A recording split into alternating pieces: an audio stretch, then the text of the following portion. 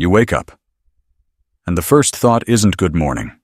It's already another day, already behind, already tired before it even starts. And the strange part is, you slept. Not a terrible night, not 3 hours on the couch, a real night of sleep.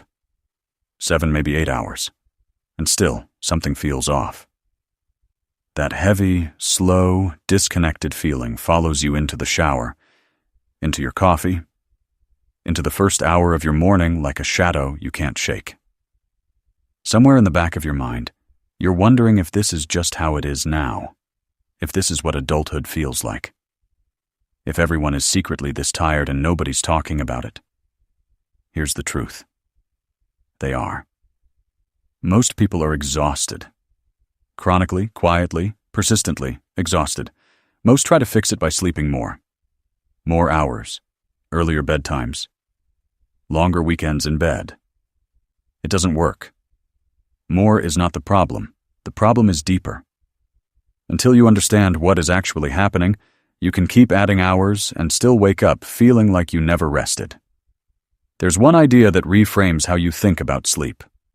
Not a tip, not a trick. A different way of understanding rest. Once you see it, your nights look different. There's a pattern in Japan that researchers have studied for years. People there sleep fewer hours on average, yet many report feeling more rested, more functional, more alert. Not because of genetics or mystery, but because of small, ordinary habits that create conditions for real recovery. 5 of them matter. The first is temperature. Your body requires a drop in core temperature to enter deep sleep. When the room is too warm, the brain stays in a lighter, more active state. Deep stages become harder to reach. Sleep becomes lighter. You wake more easily. In the morning, you feel like you slept, but you did not recover. Cooler rooms change this. The brain gets the signal it needs. Sleep becomes deeper and more stable. The mistake is simple. People choose a temperature that feels comfortable in the evening, not one that supports sleep through the night. Under blankets, body heat builds. Most people sleep too warm and never connect it to constant fatigue. A fan, an open window, lighter bedding, small changes, consistent effect. The second is transition. A hot bath or shower before bed. Hot enough to raise body temperature, not just warm. Heat moves blood to the surface. When you step into cooler air, heat leaves the body quickly. Core temperature drops faster. That drop signals the brain to shift into sleep. This is not about comfort. It is a physical transition. Without transition, the system stays active. People move from stimulation directly into bed and expect shutdown. The brain does not work like a switch. It slows with signals. Heat followed by cooling is one of them. The third is timing. Your body opens a sleep window each night. A short period when melatonin rises, temperature drops, and the system is ready. Most people feel it and ignore it. They delay. They pick up the phone. The window closes. Sleep still comes, but with more effort and less depth. You lie in bed, tired but not sleepy. The problem is not sleep itself. It is missing the moment when sleep is easiest. The rule is simple. When the signal appears, you act, not later. Now. The fourth is mental load. The brain carries the day into the night. Without pauses, pressure builds. By evening, the system stays active even when the body is tired. This reduces recovery. Short rest during the day changes this. A brief pause.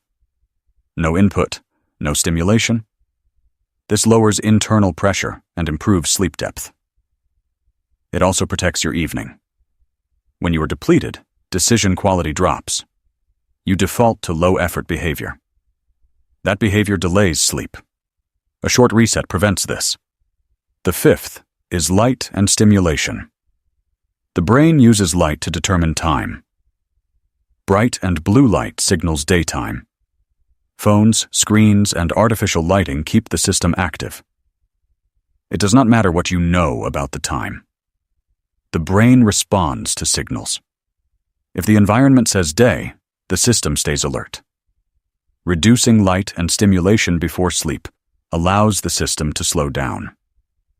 This is not about removing everything. It is about reducing conflicting signals. Light is one part, stimulation is the other. Constant emotional input keeps the nervous system active long after the screen is off. Now the shift. Sleep is not the end of the day. It is the foundation of the next one. When you treat it as leftover time, you give it low priority and low quality conditions. When you treat it as foundation, the same habits change meaning. Cooler air becomes preparation. Heat becomes transition. Tiredness becomes signal. Rest becomes maintenance. Reduced light becomes alignment. Nothing here is complex. No tools, no systems, no optimization layers, just conditions.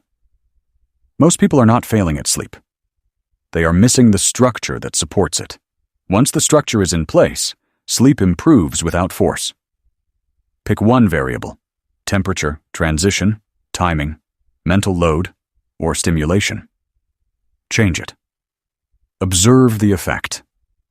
Adjust again. Improvement comes from removing interference, not adding effort. When interference drops, sleep becomes a result, not a problem.